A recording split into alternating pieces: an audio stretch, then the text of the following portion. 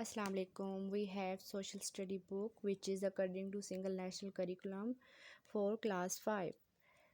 Today we solve chapter number 3 exercise of chapter number 3. तो चलिए start करते हैं. Chapter number 3 is state and government. Question number 1 है हमारे पास. We looks after matters of city or village, federal, provincial, local and federal. तो इसका correct answer है B part, provincial. Question number 2 है identify the right of citizens. Number A part है obedience to law, defence of country.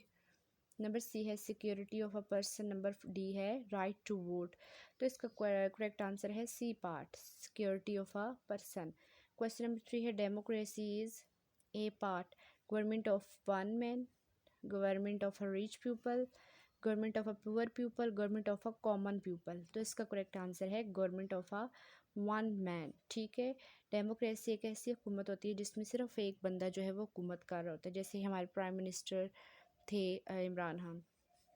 Question number 4 the key elements of a democratic system is public, governor, government system, all of them. इसका correct answer है all of them.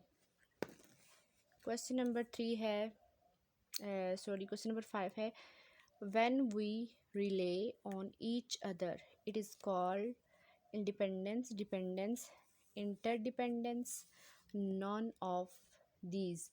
तो ये इसका answer है interdependence.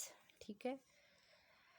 Question number 6 है the government of Pakistan has 2 organs, 3 organs, 4 organs, 5 organs. Correct answer is B part, 3 organs. Question number 7 है the affairs related to defense are handled by local government, provincial government, federal and local government. Correct answer is federal government. Question number 8 है हमारे पास the purpose of the rule of law is to make society prosper, roast, bad, none of these. ठीक है, हमारे पास society को अमन पसंद बनाने के लिए रूल ऑफ लॉ का मतलब क्या मकसद है, माशरे में क्या चीज़ पैदा करने के लिए. तो डेफिनेटली प्रॉस्पर. ठीक है, इसका करेक्ट आंसर ए पार्ट है.